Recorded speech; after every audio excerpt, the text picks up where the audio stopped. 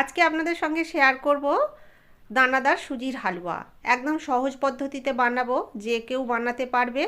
আর এই হালুয়াটা বানাতে কিন্তু কোনো রকম দুধ, মাওয়া বা মালাই কোনো কিছুই লাগবে না। তবুও খেতে কিন্তু ভীষণই সুস্বাদু হয়। যে কোনো উৎসবে আপনারা এই হালুয়াটা বানিয়ে নিতে পারেন। তো এই হালুয়াটা বানানোর জন্য একটা পাত্রের মধ্যে একটা নির্দিষ্ট বাটির মাপ করে 1.5 বাটি জল নিয়ে নিচ্ছি।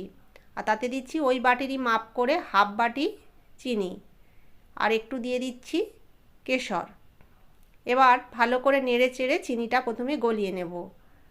কেশর দিলে ফ্লেভার এবং কালার দুটোই কিন্তু খুবই ভালো হয়, তবে আপনাদের কাছে যদি কেশর না থাকে এটা বাদ দিতে পারেন।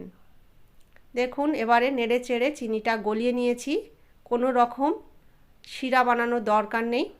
এটা হয়ে গেছে। গ্যাসটা অফ করে একটা ঢাকনা ঢাকা দিয়ে এক সাইড করে রেখে দিচ্ছি। অপরদিকে একটা কড়াইয়ের মধ্যে নিয়ে নিচ্ছি 1 টেবিল চামচ ঘি।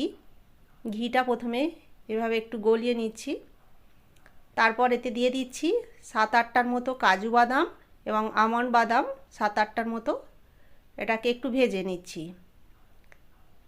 কয়েক সেকেন্ড ভেজে নেওয়ার পর দিয়ে দিচ্ছি 7-8টার মতো কিশমিশ। কিশমিশ দিয়ে কিন্তু খুব বেশি সময় আর ভাজার দরকার নেই। হয়ে গেছে, এবার তুলে নিচ্ছি। এটা কিন্তু আপনারা একটু হালকা করেই ভেজে নেবেন। আমার একটু কড়া হয়ে গেছে ভাজাটা। তারপর এতে দিয়ে দিচ্ছি আরও 3 টেবিল চামচ ঘি।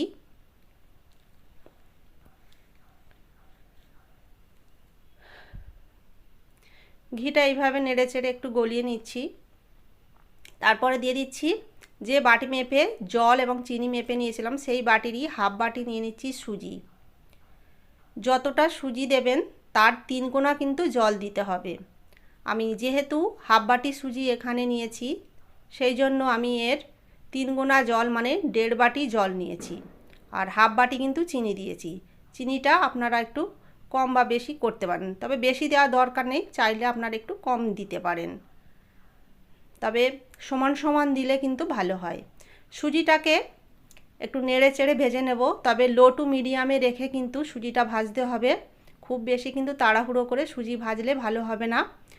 যত এটা লো টু মিডিয়াম আছে ভাজবেন সুজিটা, তত কিন্তু ভালো ভাজা হবে, তবেই সুজিটা দানাদার হবে।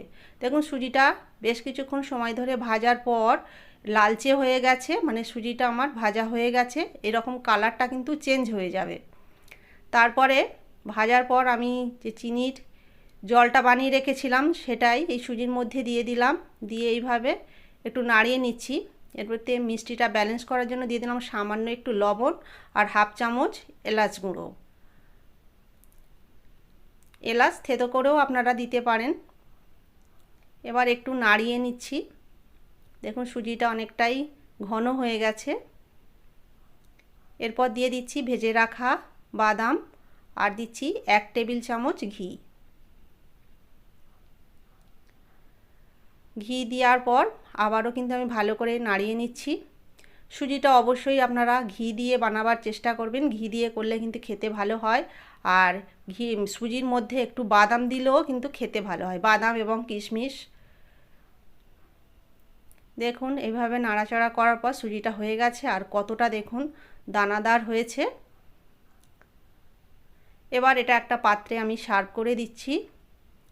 তৈরি হয়ে গেল আমার দানাদার সুজির হালুয়া। এটা আপনারা যে কোনো উৎসবে বানিয়ে নিতে পারেন, কিংবা ব্রেকফাস্টেও খেতে পারেন। এটা চালের আটা রুটি, লুচি, পরোটা সব কিছুর সঙ্গে কিন্তু খেতে ভীষণই ভালো হয়। এইভাবে একবার আপনারা ট্রাই করে দেখতে পারেন।